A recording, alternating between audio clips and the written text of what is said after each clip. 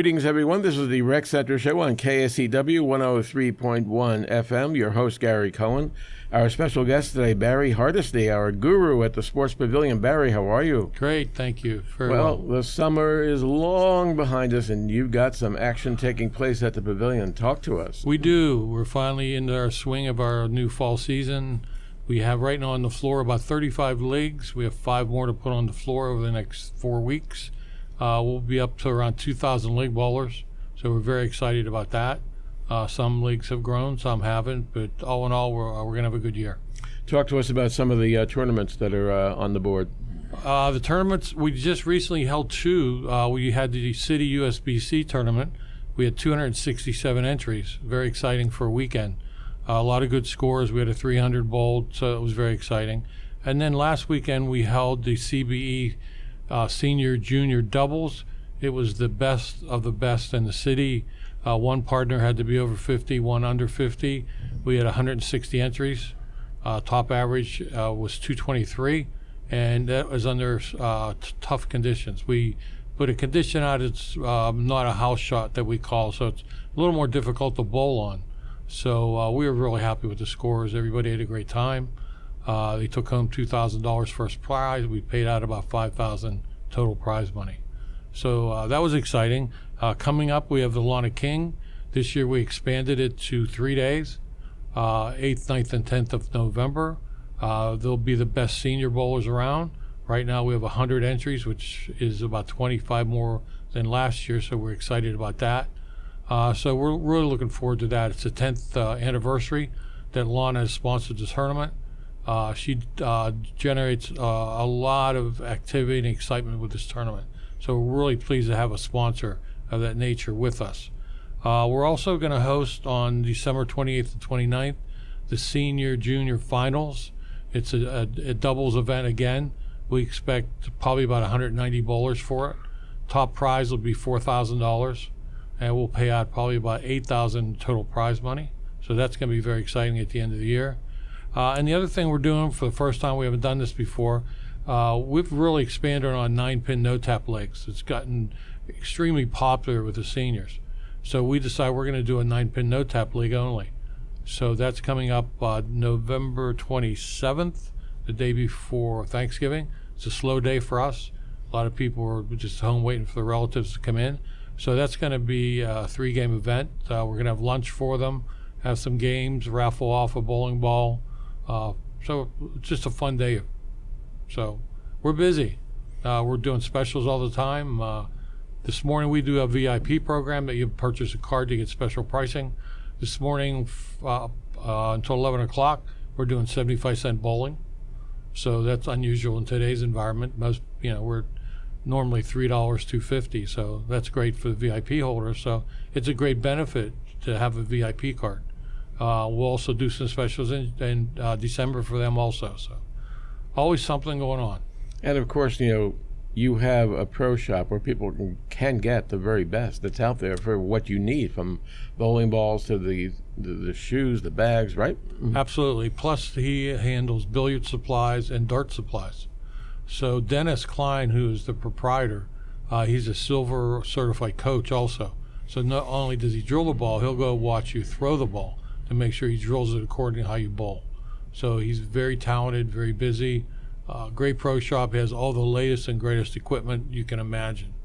It's all computerized now. It's really sophisticated. As you and I have talked before, if you've been away from the game, there's a way to come back to the game, because Dennis has all the patience in the world. I had come back to bowling after about 20 years, and he watched me throw. He was just standing there. He had all the patience of a saint. He does. He's a great pro shop owner. He does. He goes above and beyond the normal. He just doesn't put 3 holes in the balls and see you later. He does watch you bowl, helps you, he'll coach you. When you're purchasing a bowling ball, he'll sell you the right bowling ball. He's not selling everything high end. If he thinks you can't use a high end ball, he doesn't sell you one.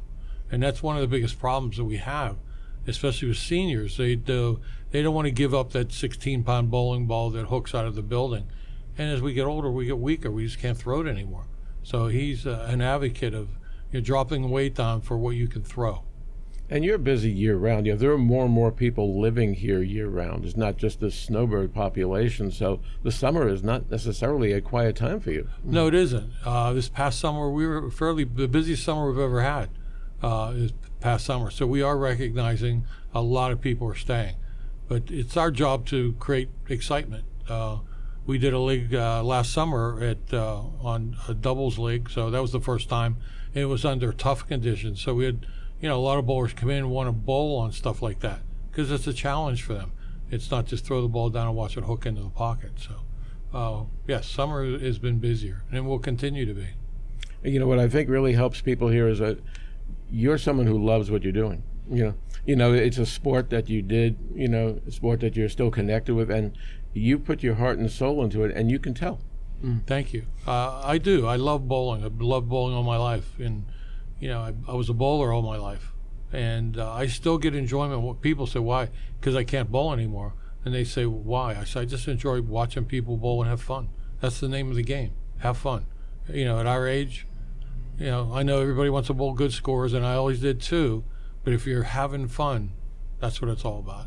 And when you get to the senior tournaments, these folks can still throw a ball. Oh, absolutely. Absolutely. We have 2 seniors now. They're probably averaging close to 230. Greg Walden, I think he has 21 300 games. And he's, it still happens. It's still, and they still have the excitement in them. The competitive flair. Very competitive. Very, very competitive. If they bowl bad, they're in my office. What's going on? How's the oil conditions? So, and that's great. I enjoy that. So yes, they're very, very competitive. Would you say that there are people watching videotapes of themselves to try to improve, in trying to learn their own, faults maybe? That's a great idea. The problem is the same as golf. The average bowler or golfer, you're making a mistake, you just don't know what it is. You're not skilled enough to figure it out. That's why it's good to have someone else look at you or do a video of you, and it tells you a lot. And normally it's walk into the foul line can throw your whole delivery off. And you could have different camera angles. Imagine a camera that's in the pins, and you're looking at you as you're approaching from that way or from behind, right? Yep. You can really break it down. You can. Many different ways. And of course, bowling is just a big piece of the action, but there's other stuff going on, And again, for newcomers, I love doing this. What kind of outline, what else is going on at the pavilion? Well, we have Wii bowling, and everybody knows that's a computerized bowling game. And right now we have 160 Wii bowlers, which is unbelievable. 4 years ago we had 24. Bill Warren does a great job with that. We have the billiards. We have 29 billiard tables. So that gets quite busy, especially among the females. They have a club, and they're very active in the billiard room. And then we have darts. We have Lauren, who gives lessons every week on Thursdays. He does also training sessions through the grammar program that we have. So he is very excited, and he loves darts like I love bowling. He is Mr. Dart Guy. We just purchased another dart machine, so we have 3. And the exciting thing about this new one, we were able to buy a software package that you can play somebody in Europe if you choose to. Anywhere over in Europe, you can get online, connect with somebody who's playing in another location and wherever, and you can connect and play each other. Wow. Do you have tournaments for those other, do you have dart tournaments, billiards tournaments? We don't have billiard tournaments, but we do have dart tournaments. We were having some tournaments with Sun City, but we ended up beating them a couple times in a row, so they've kind of held off for a while. I think they're in training so they can play a little better than we did. We're the new guys on the block, but we took home the trophy, so we're very proud of that. Do you find that as the summer winds down and the season is around the bend, you find yourself getting ready? Are we ready? Yeah, absolutely. The 2-week shutdown that we do, at the end of that, it's like, okay, let's go. We're pumped up. Everything's ready. The place is spotless. We're just ready to go. We want some more excitement. We want to start the season and have everybody back. And again, guidance for newcomers, if they want to get hooked up with a league or hooked up with lessons, what is the best route to take? The best route is come to the bowling center and stop at the desk and ask one of my employees or ask myself. We'll set you up with Marty Bell with lessons. It's a great way to start back into the program.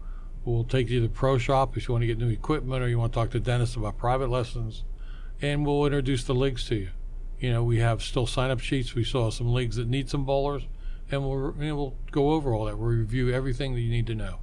And how was everything when you took the break? Was there any maintenance kind of stuff that you needed to do to get ready for the season? You know? Well, we had to replace what we call the decks on the machines. We had to replace a lot of them. They're 15 years old, and we had several that were cracked. And we couldn't do it during the season, but during the summer we did. We tore them all apart, rebuilt all the machines. We put new underground ball returns in, replaced all that, put all new belts on the machine to start the year off. So, you know, we did a lot of maintenance. Next summer we have a major project. We're going to put a new scoring system in, and that's going to be a real major project. Will you have to shut down for any time? Or Well, yeah, we're going to hopefully do it in the 2-week shutdown. We're not sure because we have to have everything rewired. We'll have new TV screens, new lower monitors, and a really sophisticated scoring system with a lot of bells and whistles. So it's a constant state of change. You're keeping in lockstep with all the technology that's out there for you. Yes, and it's amazing how it changes. It's just unbelievable. It's hard to keep up with it. They're changing everything.